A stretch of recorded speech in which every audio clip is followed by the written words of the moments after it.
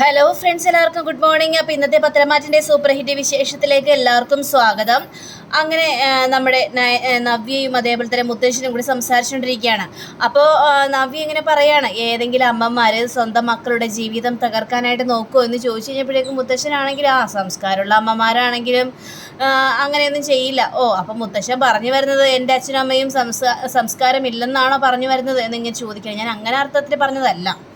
പക്ഷേ കനകം നേരത്തെ പണത്തിനോട് ആർത്തിയുള്ളൊരു കൂട്ടത്തിലായിരുന്നു. പക്ഷേ ഇപ്പോൾ നല്ല രീതിയിൽ തന്നെയാണ് മുന്നോട്ട് പോയിക്കൊണ്ടിരിക്കുന്നത്. എല്ലാ തെറ്റുകളും തിരുത്തിക്കൊണ്ട് മക്കളെയും മരുമക്കളെയും ഒക്കെ സ്നേഹിച്ച് തന്നെയാണ് കനകം മുന്നോട്ട് പോയിക്കൊണ്ടിരിക്കുന്നത്. അങ്ങനെയാണെങ്കിൽ ആദർശിനെ സ്നേഹിക്കുന്നത് പോലെ അബിയെ എന്തുകൊണ്ട് സ്നേഹിക്കുന്നില്ല? അബിയുടെ കാര്യങ്ങൾ എന്തുകൊണ്ട് എൻ്റെ അമ്മ മനസ്സിലാക്കുന്നില്ല എന്നൊക്കെ കേട്ട് കഴിഞ്ഞപ്പോഴേക്കും അതിനുള്ള കാരണങ്ങളും നിന്നോട് നേരത്തെ കനകം പറഞ്ഞതാണ്. എന്നിട്ട് അതൊന്നും വിശ്വസിക്കാത്തത് മറ്റുള്ളവരുടെ കുറ്റമല്ലല്ലോ. നീ നിന്റെ ഭർത്താവിനെ വിശ്വസിക്കുന്നു, ഭർത്താവ് പറയുന്ന കാര്യങ്ങൾ മാത്രം ചിന്തിക്കുന്നു, അതുമാത്രമാണ് നിന്റെ മനസ്സിലുള്ളത്. മുത്തശ്ശ, എൻ്റെ ഭർത്താവ് ഒരു തെറ്റും ചെയ്തിട്ടില്ലെന്ന് എനിക്കറിയാം. എൻ്റെ ഭർത്താവിനെ ഇവിടെ ആർക്കും ഇഷ്ടമല്ല, അതേപോലെ തന്നെ എൻ്റെ അമ്മയ്ക്കും അച്ഛനും ആർക്കും ഇഷ്ടമല്ല. അതുകൊണ്ട് തന്നെ ഞങ്ങൾ ഇനി അതൊന്നും വകവയ്ക്കാനായിട്ട് പോകുന്നുമില്ല. അബി ഇനി അധികം താമസിക്കാതെ ജ്വല്ലറിയിലെ മാനേജറാകും. ഇത് മാത്രമാണ് ഞങ്ങളുടെ ലക്ഷ്യം എന്നൊക്കെ പറഞ്ഞുകൊണ്ട് നമ്മുടെ നവ്യ അവിടെ നിന്ന് പോയി കഴിയുമ്പോഴേക്കും മുത്തശ്ശനാകെ കലി വരികയാണ്. ഇവിടെയൊക്കെ എത്ര പറഞ്ഞാലും തിരുത്താനായിട്ട് പറ്റില്ല എന്നുള്ളൊരു കാര്യം നമ്മുടെ മുത്തശ്ശന് ശരിക്കും അങ്ങോട്ട് മനസ്സിലാകുകയാണ്. ഇനി പറഞ്ഞിട്ടും കാര്യമില്ലെന്ന് മുത്തശ്ശന് മനസ്സിലായി. അങ്ങനെ പിന്നീട് കാണിക്കുന്നത് ആ ഒരു ഫംഗ്ഷൻ അവിടെ അവസാനിച്ചിരിക്കുകയാണ്. അതിനുശേഷം എല്ലാവരും കൂടി പുറത്തേക്ക് ഇറങ്ങുക. നമ്മുടെ നന്ദുവിൻ്റെ അച്ഛനും അതേപോലെ തന്നെ ജയനും കൂടി ഇരുന്ന് സംസാരിക്കുകയാണ്. അങ്ങനെ സംസാരിക്കുമ്പോഴും ഈ അനിയും അതേപോലെ തന്നെ നന്ദുവും കൂടി ജനലിൻ്റെ അരികിൽ നിന്ന് ഇങ്ങനെ അങ്ങോട്ടും ഇങ്ങോട്ടും നോക്കി എന്തൊക്കെയോ ആംഗ്യങ്ങളൊക്കെ കാണിക്കുന്നുണ്ട്. അപ്പം ജയനിങ്ങനെ ഗോവിന്ദനോട് പറയാണ്, ഇതെല്ലാം ഫംഗ്ഷനെല്ലാം നല്ല അടിപൊളിയായിട്ട് നടന്നല്ലോ, അച്ഛനില്ലാത്തതിൻ്റെ ആ ഒരു കുറവ് മാത്രമേ ഉണ്ടായിരുന്നുള്ളൂ എന്നൊക്കെ കേട്ട് കഴിഞ്ഞപ്പോഴേക്കും, എന്നാലും അദ്ദേഹത്തെ ഇത്രയും വലിയ വാശിയാണെന്ന് ഞാൻ ഒരിക്കലും വിചാരിച്ചില്ല കേട്ടോ, എന്തിനാ ഇങ്ങനെ വാശി കാണിക്കുന്നതൊക്കെ ചോദിക്കുകയാണ്. ഞാനിതുവരെയും കണ്ടിട്ടില്ല അച്ഛൻ ഇങ്ങനെ ഒരു വാശി, പക്ഷേ എന്താണെന്ന് എനിക്കും മനസ്സിലാവുന്നില്ല. ആദർശനോടൊന്നും ഒരിക്കലും വാശി കാണിക്കാത്തൊരു അച്ഛനാണ് എൻ്റെ അച്ഛൻ എന്നൊക്കെ പറഞ്ഞുകൊണ്ട് ഇവർ നിൽക്കുമ്പോൾ പെട്ടെന്ന് ജയൻ്റെ കണ്ണിൽ ഈ അനി ഇങ്ങനെ ജനലിക്കൂടി ഒളിഞ്ഞു നോക്കുന്ന രംഗമാണ് കാണുന്നത്. ഇത് കണ്ടു കഴിഞ്ഞപ്പോഴേക്കും നമ്മുടെ ജയനാണെങ്കിൽ, എടാ നീ എന്താടാ ഈ നോക്കുന്നത് എന്നിങ്ങനെ ചോദിക്കുകയാണ്. ഇത് കേട്ട് നമ്മുടെ അനി പേടിച്ചു പോകുക. നന്ദു ആണെങ്കിൽ അവിടെ നിന്ന് ഒറ്റ ഓട്ടം. അപ്പം അനിയാണെങ്കിലേ ഒന്നുമില്ല വലിയമ്മാവായി, ഒന്നുമില്ല, ഞാൻ ചുമ്മാ എന്നൊക്കെ പറഞ്ഞപ്പോഴേക്ക്, ചുമ്മായോ? നീ എന്തിനാണ് ജനലിൽ കൂടി ആരെയാണ് ഹാങ്ങിങ് കാണിക്കുന്നത്? ആരെയാണ് നോക്കിക്കൊണ്ടിരിക്കുന്നത്? ആരുമല്ല വല്യച്ഛ, ഞാൻ ആരും നോക്കാനായിട്ട്, ഞാനിവിടെ ഇങ്ങനെ ചുമ്മാ എന്ന് പറഞ്ഞുകൊണ്ട് നീ ഇങ്ങോട്ട് വാടാ എന്ന് പറഞ്ഞുകൊണ്ട് അനിയെ വിളിക്കുകയാണ്. അപ്പോഴേക്ക് നയനയും ദേവയാനയും മുത്തശ്ശിയും ബാക്കി എല്ലാവരും കൂടി ഇങ്ങനെ വരിക. അപ്പോൾ ഇനി എല്ലാവരും ഇറങ്ങാനുള്ള പുറപ്പാടാണല്ലേ, പിന്നെ അല്ലാതെ ഇനി നേരത്തെ എത്തണം. അല്ല, ചന്തുമോളെ കൊണ്ടുപോകുന്നുണ്ടോ? വെക്കേഷനല്ലേ, കുറച്ച് ദിവസം ഇവിടെ നിന്നാലും എന്താ കുഴപ്പം? ഇത് കേട്ട ജയനാണെങ്കിൽ ചന്തുമോളും കൂടി ഇല്ലെങ്കിലേ ദേവ്യാനി അവിടെ കിടന്ന് വല്ലാതെ ബുദ്ധിമുട്ടും. അവൾ ഒറ്റപ്പെട്ടൊരവസ്ഥയിലായി പോകും. അതുകൊണ്ടാണ് ചന്തുമോളെ കൊണ്ടുപോകാനായിട്ട് തീരുമാനിച്ചത്. ഇത് കേട്ട് ദേവ്യാനിയാണെങ്കിൽ, സാരമില്ലെന്നേ, 2 ദിവസം മോളുടെ ഒപ്പം നിന്നോട്ടെ, ഞങ്ങളാണെങ്കിൽ ഇങ്ങോട്ട് വന്നോളാം കുഞ്ഞിനെ കാണാനായിട്ട്, നയന മോൾക്ക് അതൊരു വലിയൊരു ആശ്വാസമാകുമല്ലോ എന്നൊക്കെ പറയാണ്. അല്ല, ആദർശ് എവിടെ? ആദർശാണെങ്കിൽ എങ്ങനെയെങ്കിലും ഇതിന് പിന്നിൽ കളിച്ചത് ആരാണോ അവരെ കണ്ടെത്തണമെന്നും പറഞ്ഞുകൊണ്ടുള്ള വലിയ വാശിയിലാണ്. മുത്തശ്ശൻ ഏതായാലും ഈ ഫംഗ്ഷന് വന്നില്ലല്ലോ, അത് അവൻ വല്ലാത്തൊരു ഷോക്കായിപ്പോയി. മുത്തശ്ശൻ്റെ തെറ്റിദ്ധാരണകളെല്ലാം തിരുത്തണം, അതിനു വേണ്ടി തന്നെ ഇതിന് പിന്നിൽ കളിച്ചത് ആരാണെന്ന് കണ്ടെത്താൻ വേണ്ടി നെട്ടോട്ടം ഓടിക്കൊണ്ടിരിക്കുകയാണ് ആദർശ്. ഇത് കേട്ട് കഴിഞ്ഞപ്പോഴേക്കും നമ്മുടെ നയനയും പറയണം, അതെ, ആദർശേട്ടനാണെങ്കിലും മുത്തശ്ശനോടുള്ള ആ ഒരു തെറ്റിദ്ധാരണ തിരുത്തണം, മുത്തശ്ശൻ തന്നെ വീണ്ടും അംഗീകരിക്കണം എന്നാണ് ആദർശേട്ടൻ്റെ മനസ്സിൽ. അതുകൊണ്ടാണ് ആദർശേട്ടൻ ഇങ്ങനെ പോയിക്കൊണ്ടിരിക്കുന്നത് എന്നൊക്കെ ഇങ്ങനെ നയനയും പറയുകയാണ്. അങ്ങനെ നോക്കുമ്പോൾ നമ്മുടെ അനിയ അവിടെയുണ്ട്, നന്ദു അവിടെയുണ്ട്. അനിയാണെങ്കിൽ നന്ദുവിൻ്റെ മുഖത്തൊന്നും കണ്ണെടുക്കുന്നില്ല, നന്ദു നോക്കുന്നൊക്കെ ഉണ്ട്. പക്ഷേ ഈ ഒരു കാഴ്ച നമ്മുടെ കനകം വീണ്ടും കാണുകയാണ്. ഇത് കണ്ട കനകത്തിന് കാലി വരുന്നുണ്ട്. അവിടെ നോട്ടം കണ്ടില്ല, ഇവനെന്താണ് കാണിച്ചു കൊടുക്കുന്നത്? രണ്ടുപേരും അങ്ങോട്ടും ഇങ്ങോട്ടും പരസ്പരം നോക്കിക്കൊണ്ടിരിക്കുകയാണ്. ഇതൊന്നും കണ്ടിട്ട് എനിക്ക് സഹിക്കുന്നില്ല. അപ്പം ഏതായാലും ഇറങ്ങാനുള്ള സമയമായി, എല്ലാം നല്ല രീതിയിൽ തന്നെ മുന്നോട്ട് പോകുക തന്നെ ചെയ്യും എന്നൊക്കെ ഇവിടെ പറയാം. അങ്ങനെ പറഞ്ഞുകൊണ്ടിരിക്കുമ്പോൾ നമ്മുടെ ഈ ജാനകിയും കാണുകയാണ് അനി നന്ദുവിനെ തന്നെ നോക്കി നിൽക്കുന്നത്. ഇത് കണ്ട ജാനകിക്കും തീരെ അങ്ങോട്ട് പിടിച്ചില്ല. അപ്പം ജാനകിയെ മനസ്സിന്തിക്കണം, കണ്ടോ കണ്ണേറുണ്ട്, അവൻ്റെ കണ്ണ് എപ്പോഴും അവളുടെ മുഖത്ത് തന്നെയാണല്ലോ. ഇതെവിടെ പോയി അവസാനിക്കുമെന്ന് ഒരു പിടിയില്ലല്ലോ. ഇതെല്ലാം നമ്മുടെ ഈ അനാമികയും ശ്രദ്ധിക്കുന്നൊക്കെ ഉണ്ട്. അങ്ങനെ ഇവരെല്ലാവരും കൂടി പുറത്തേക്ക് ഇറങ്ങുകയാണ്. അപ്പോൾ പുറത്തേക്ക് ഇറങ്ങി കഴിഞ്ഞപ്പോഴേക്കും ഈ അനി വീണ്ടും നന്ദുവിനെ നോക്കിയാണ്. ഇത് അനാമികയുടെ ശ്രദ്ധയിൽപ്പെട്ടു. ആമന്തികയുടെ ശ്രദ്ധയിൽപ്പെട്ടു. ആമന്തിക്കൊക്കെ അതങ്ങോട്ട് തീരെ ഇഷ്ടപ്പെട്ടില്ല. എല്ലാവരും കൂടി കാറി കയറി പോവുകയും ചെയ്യാണ്. അപ്പോഴേക്കും എല്ലാവരും പോയി കഴിഞ്ഞപ്പോഴേക്കും വളരെയേറെ ആശ്വാസം തോന്നുകയാണ്. അപ്പോൾ നമ്മുടെ ഈ കനകം പറയാണ്, ദേ ഞാനൊരു കാര്യം പറഞ്ഞേക്കാം, ഇവളുടെ മുഖത്ത് തന്നെയായിരുന്നു ആ അനിയുടെ കണ്ണ്. എന്താ ഇവിടെ നടക്കുന്നത്? അപ്പം ഇത് കേട്ട നയനാണെ പേടിച്ചു പോവുകയാണ്. നന്ദു എന്താന്ന് കേൾക്കുന്നത്? ഇവളും മോശമൊന്നല്ല, ഇവളും അങ്ങോട്ട് തന്നെ നോക്കുന്നുണ്ടായിരുന്നു. ആണോ നന്ദു? ഇല്ല ചേച്ചി, ഈ അമ്മ ഇത് എന്തൊക്കെയാ പറയുന്നത്? ഞാൻ അങ്ങനെ നോക്കിയത് പോലുമില്ല. ഞാനല്ലെങ്കിൽ നോക്കേണ്ട കാര്യം എന്താണ്? അല്ല, ഈ ഫംഗ്ഷൻ എനിക്ക് വരാതിരിക്കാനായിട്ട് കഴിയില്ലല്ലോ, അതുകൊണ്ടാണ് ഞാൻ വന്നത്. അല്ലെങ്കിൽ ഈ പരിസരത്തേക്ക് പോലും ഞാൻ വരില്ലായിരുന്നു. പിന്നെന്തിനാ എല്ലാവരും കൂടി എന്നെ ഇങ്ങനെ കുറ്റപ്പെടുത്തിക്കൊണ്ടിരിക്കുന്നത്? ഇത് വല്ലാത്ത ശല്യമായല്ലോ എന്നൊക്കെ പറഞ്ഞുകൊണ്ട് നമ്മുടെ നന്ദു അവിടെ നിന്ന് പോരാൻ ശ്രമിച്ചെനിക്ക് എഴുതി നിന്നേടി.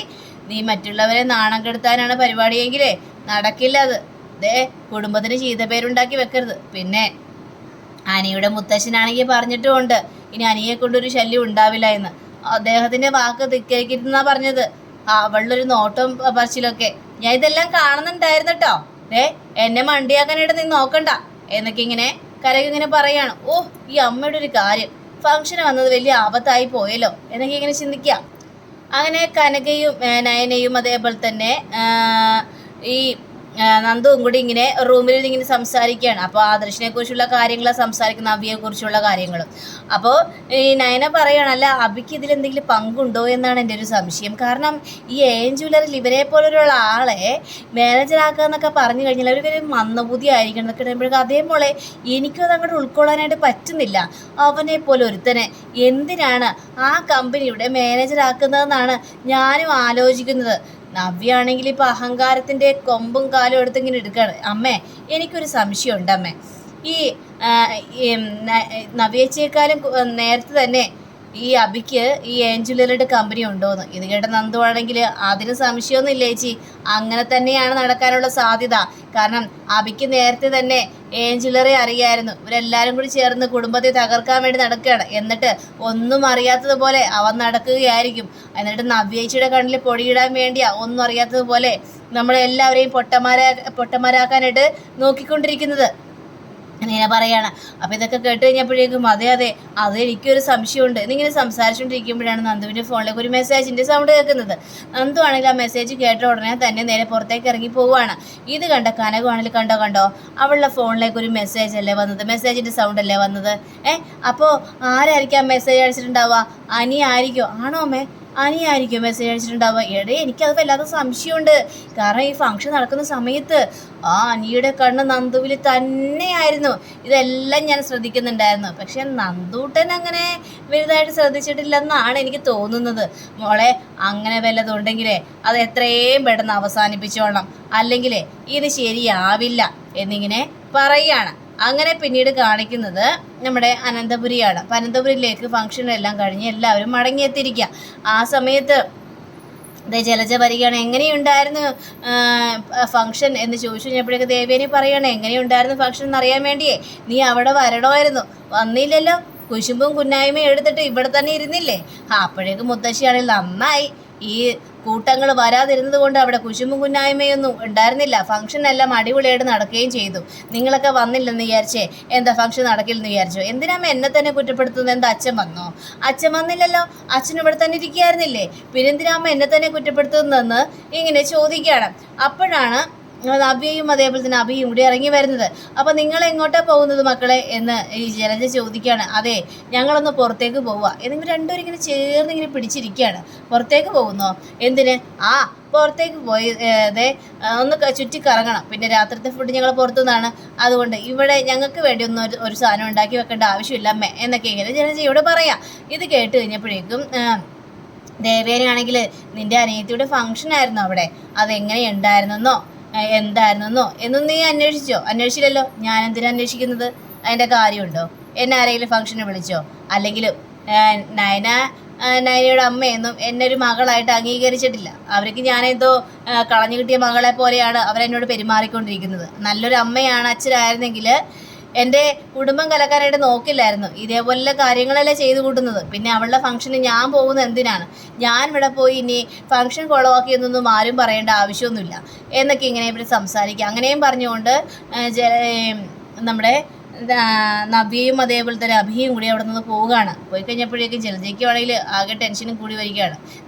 ആരും ഞങ്ങളെയൊന്നും കുറ്റപ്പെടുത്തിയിട്ട് കാര്യമില്ല. ഞങ്ങളവിടെ വരുന്നത് പോലും നിങ്ങൾക്ക് ആർക്കും ഇഷ്ടമല്ല. ഞങ്ങളെല്ലാവരും അകറ്റി നിർത്തിയിരിക്കുകയല്ലേ, പിന്നെ എന്തിനാണ് കൂടുതൽ ഡയലോഗ് അടിക്കാൻ നിൽക്കുന്നതെന്നും പറഞ്ഞുകൊണ്ട് ജലജയും അവിടെ പ്രശ്നം ഉണ്ടാക്കിയിട്ട് അടുക്കളയിലേക്ക് കയറി പോവാണ്. അങ്ങനെ നമ്മുടെ മുത്തശ്ശിയാണെങ്കിൽ ചിരിച്ചുകൊണ്ട് ആർമാദിച്ച് നേരെ മുത്തശ്ശൻ്റെ റൂമിലേക്ക് കയറി ചെല്ലുകയാണ്. മുത്തശ്ശിന് ഭയങ്കര ഒരു സന്തോഷം തോന്നി. എടോ താ വന്നല്ലേ, കാത്തിരിക്കുകയായിരുന്നു, ഇവിടെ ഇരിക്കടോ എന്നും പറഞ്ഞുകൊണ്ട് അങ്ങനെ ഇരുത്തുക. കഴിഞ്ഞപ്പോഴേക്കും ഞാനൊരു വീഡിയോ കോൾ വിളിക്കാൻ പറഞ്ഞപ്പോഴേക്കും അയാൾ അങ്ങോട്ട് മറന്നും പോയി. കോളോ ആക്കിയാനായിരുന്നു അല്ലേ, പഠിപ്പിച്ച് വിട്ടതല്ലേ ഞാനിവിടുന്ന്. ഇത് കേട്ടുകഴിഞ്ഞപ്പോഴേക്കും പഠിപ്പിച്ചതൊക്കെ വിട്ടതാ, പക്ഷെ അവിടെ ചെന്ന് കഴിഞ്ഞപ്പോഴേക്കും എനിക്ക് ടെൻഷനായി. അതുകൊണ്ടെന്നാൽ കാണിച്ചെന്നല്ലോ, ഇനി ഞാൻ കുറേ ഫോട്ടോസും വീഡിയോസും ഒക്കെ എടുത്തിട്ടുണ്ട്, അത് ഇദ്ദേഹത്തിന് കാണണ്ടേ എന്നും പറഞ്ഞുകൊണ്ട് നമ്മുടെ മുത്തശ്ശിയാണെങ്കിൽ ആ ഫോട്ടോസും വീഡിയോസും ഒക്കെ കാണിച്ചു കൊടുക്കുക. മുത്തശ്ശിന് അതെല്ലാം കണ്ടു കഴിഞ്ഞപ്പോഴേക്കും ഭയങ്കര സന്തോഷം തോന്നിക്കുക. അപ്പം നയന മോളെ കണ്ടു കഴിഞ്ഞപ്പോഴേക്കും നോക്കിക്കണ്ടേ, ഞാൻ കൊടുത്ത ആ മാലയിട്ട് മോള് നിൽക്കുന്നത് കാണാനായിട്ട് നല്ല ഭംഗിയുണ്ടല്ലേ, എന്തൊരു പ്രൗഢിയാണ്. ഇദ്ദേഹം പറഞ്ഞ സത്യം തന്നെയാ. അവിടെ വന്നവരൊക്കെ ആ മാലയെക്കുറിച്ച് പുകഴ്ത്തി പിടിച്ചുകൊണ്ടിരിക്കുകയായിരുന്നു. അത് ഭയങ്കര സംഭവം മാറി. പിന്നെ എൻ്റെ സെലക്ഷൻ അല്ലേ എന്നൊക്കെ ഞാൻ അങ്ങോട്ട് പറഞ്ഞു, ഞാൻ അങ്ങോട്ട് പുകഴ്ത്തി പറയുകയായിരുന്നു. എന്നാലും ഇദ്ദേഹത്തിൻ്റെ സെലക്ഷനാണെന്ന് എനിക്ക് അവിടെ ആരോടും പറയാനായിട്ട് പറ്റില്ലല്ലോ. എനിക്ക് ഈ കള്ളം പറയാതെ ഇങ്ങനെ നടന്ന് കള്ളം പറഞ്ഞപ്പോഴേക്കും വല്ലാത്തൊരു ബുദ്ധിമുട്ടാണെന്നേ. എല്ലാം ഇദ്ദേഹത്തിന് വേണ്ടിയല്ല ഞാൻ ചെയ്തത് എന്നൊക്കെ മുത്തശ്ശി പറയാം. അങ്ങനെ പറഞ്ഞു കഴിഞ്ഞപ്പോഴേക്കും അല്ലാതെ വേറൊരു നിവൃത്തി ഇല്ലായിരുന്നില്ലല്ലോ, സാഹചര്യം ഇങ്ങനെ ആയിപ്പോയില്ലേ, പിന്നെ എന്ത് ചെയ്യാനാണ് എന്നൊക്കെ ഇങ്ങനെ പറയുകയാണ്. പിന്നീട് കാണിക്കുന്നത് നമ്മുടെ അനിയാണ്. അപ്പം അനിക്ക് നന്ദുവിൻ്റെ കോള് വരിക. പറയടി, നിനക്ക് വലിയ ഗമയായി പോയല്ലോ, അവിടെ വന്നപ്പോൾ സംസാരിക്കാനുള്ള കുറേ സാഹചര്യങ്ങൾ ഉണ്ടായതാണ്, എന്നിട്ട് പോലും നീ സംസാരിക്കാനായിട്ട് തയ്യാറായില്ല. എന്നിട്ട് ഇപ്പോൾ വന്ന് സംസാരിക്കുകയാണോ? അവൾ വലിയ ഗമയും കാണിച്ചുകൊണ്ട് നിന്നേച്ചു. നിനക്ക് അറിയാവുന്ന കാര്യം തന്നെയല്ലേ, അവൾ വന്ന് എനിക്ക് ഡ്രസ്സ് തരാൻ നേരത്ത് എനിക്ക് വേണ്ടെന്ന് പറയാനായിട്ട് പറ്റുമോ? നീ എന്തെങ്കിലും സമ്മാനം തന്ന് ഞാനത് ഉടുത്തില്ലെങ്കിൽ അല്ലെങ്കിൽ ഞാനത് സ്വീകരിച്ചില്ലെങ്കിൽ അതിലെന്തെങ്കിലും കാരണം ഉണ്ടെന്ന് വിചാരിക്കണം. നിന്റെ എന്തെങ്കിലും എനിക്ക് തള്ളിക്കളയാനായിട്ട് പറ്റുമോ? ഇതൊക്കെ കേട്ടുകഴിഞ്ഞപ്പോഴേക്കും നന്ദു ആണെങ്കിൽ നിന്റെ ചെറിയൊരു അവഗണന പോലും എനിക്ക് സഹിക്കാൻ പറ്റില്ലടാ, എനിക്ക് വല്ലാത്തൊരു ബുദ്ധിമുട്ട് തോന്നി, അതുകൊണ്ടാണ് എനിക്ക് അങ്ങനെയൊക്കെ സംഭവിച്ചത് എന്നൊക്കെ പറയണം. മനസ്സിലായി. അങ്ങനെ സംസാരിച്ചുകൊണ്ടിരിക്കുമ്പോഴാണ് നന്ദുവിൻ്റെ പിന്നാലെ നമ്മുടെ കനകവും അതേപോലെ തന്നെ നയനയും കൂടി വരുന്നത്. ഇവരെ കണ്ടു കഴിഞ്ഞപ്പോഴേക്കും അമ്മയും ചേച്ചിയും വന്നിട്ടുണ്ട്. ഞാൻ പെട്ടെന്ന് ഫോൺ കട്ടാക്കുകയാണ്. അങ്ങനെ ഫോൺ കട്ടാക്കി കഴിഞ്ഞപ്പോഴേക്കും കനകൻ ചോദിക്കണം, ആരാടി ഫോണിൽ? അത് സ്റ്റേഷനിൽ നിന്നായിരുന്നു. നയന മോളെ, സ്റ്റേഷനിൽ നിന്നല്ല, അനിയായിരിക്കും വിളിച്ചത്. അമ്മ എന്തൊക്കെയാ പറയുന്നത് മോളെ? സത്യമാണോ മോളെ? ആരെ വിളിച്ചത്? അയ്യോ ചേച്ചി, ആരുമല്ല. ആ ഫോണും തന്നെ. എന്തിനാ ഫോൺ തരുന്നത്? അമ്മയ്ക്ക് എന്ത് വിശ്വാസമില്ലേ എന്നൊക്കെ ഇങ്ങനെ പറയുകയാണ്. നന്ദൂട്ടാ, ഒരു കാര്യം പറഞ്ഞേക്കാം, കുടുംബത്തിന് ചീത്തപ്പേരുണ്ടാക്കി വെക്കാൻ നിൽക്കരുത്, വെച്ചിട്ടുണ്ടെങ്കിലല്ലേ ശരിയാക്കും ഞാൻ എന്നിങ്ങനെ പറഞ്ഞുകൊണ്ട് കനകം പോയി കഴിഞ്ഞപ്പോഴേക്കും നയനെ ചോദിക്കണം, നന്ദുമോളെ സത്യമാണോ? നീ അവനും തമ്മിൽ ഒന്നുമില്ലല്ലോ? ഇല്ല ചേച്ചി, ഞാനും അനിയും തമ്മിൽ ഒന്നുമില്ലെന്നേ എന്നും പറഞ്ഞുകൊണ്ട് ഇവർ അകത്തേക്ക് കയറി പോവുകയാണ്. അങ്ങനെ പിന്നീട് കാണിക്കുന്നത് നമ്മുടെ അഭിയുടെ അടുത്തേക്ക് നവ്യ വരിക. അപ്പോൾ അഭി പറയണം, നവ്യയെ നീ സ്റ്റാറ്റസ് കണ്ടോ? അവിടെ നടക്കുന്ന ഫംഗ്ഷൻ്റെ സ്റ്റാറ്റസൊക്കെ ഇട്ടിട്ടുണ്ട്. ഞാൻ എന്തിനാണ് കാണുന്നത്? എനിക്ക് എന്നെ കാണേണ്ട ആവശ്യമൊന്നുമില്ല. അവർ സ്റ്റാറ്റസ് ഇടേ മറിക്ക് എന്ത് വേണേലും ചെയ്തോട്ടെ. എനിക്ക് നയനയോട് വലിയ വിരോധമൊന്നും ഉണ്ടായിരുന്നില്ല. പക്ഷേ ആ ആദർശനയില്ലേ, അവളെപ്പോഴും പുകഴ്ത്തി വെച്ചുകൊണ്ടിരിക്കുന്നു. എനിക്കതൊക്കെ കാണുമ്പോൾ വല്ലാത്തൊരു ഇതാണ്. എന്നിട്ട് നിന്നെ കുറ്റപ്പെടുത്താനായിട്ട് ശ്രമിച്ചുകൊണ്ടിരുന്നു. ഇതൊക്കെ ഞാൻ എങ്ങനെ ക്ഷമിക്കുകയും പൊറുക്കുകയൊക്കെ ചെയ്യോടാ. അതുകൊണ്ടാണ് എനിക്ക് അവളോട് ചില നീരസമൊക്കെ തോന്നിയത്. അതുകൊണ്ട് ആ ഫംഗ്ഷന് പോകാതിരുന്നത്. അല്ലെങ്കിലും ഞാൻ ഫംഗ്ഷന് പോയെന്ന് വിചാരിച്ചെന്താ കുഴപ്പം? അവിടെ എൻ്റെ അച്ഛനും അമ്മയും അതേപോലെ തന്നെ എൻ്റെ ഇളയ സഹോദരിയൊക്കെ ഉണ്ടായിരുന്നല്ലോ അടിച്ചു പൊളിക്കാനായിട്ട്. അവരങ്ങോട്ട് നടത്തട്ടേന്നേ, എനിക്കതിൽ കൂടുതലൊന്നുമില്ല. ഇനിയേ നീ മാനേജർ ഒന്ന് ആ ഒരു സ്റ്റാറ്റസൊക്കെ ഇല്ലേ പെട്ടെന്ന് തന്നെ ഇടുക തന്നെ ചെയ്യണം. എന്നിട്ട് അവരുടെ മുന്നിൽ ഞെളിഞ്ഞങ്ങോട്ട് ഇരിക്കണമെന്നേ. അങ്ങനെ നമ്മൾ ആരുടെ മുന്നിൽ തലകുരിച്ച് കൊടുക്കേണ്ട യാതൊരു കാര്യമില്ല എന്നൊക്കെ ഇങ്ങനെ പറയാം. അപ്പോൾ അഭിയാണെങ്കിൽ ആകെ അന്തിച്ചൊരവസ്ഥയിൽ നിൽക്കുകയാണ്. അപ്പോൾ അങ്ങനെയും കാണിച്ചുകൊണ്ടാണ് നമ്മുടെ ഇന്നത്തെ റിവ്യൂടെ അവസാനിച്ചിരിക്കുന്നത്. അടുത്ത റിവ്യൂവിനെ കാത്തിരിക്കുക, സബ്സ്ക്രൈബ് ചെയ്യുക. എല്ലാവർക്കും നല്ലൊരു ദിനം ആശംസിച്ചുകൊണ്ട് തന്നെ നമസ്കാരം. Thank you. ബൈ.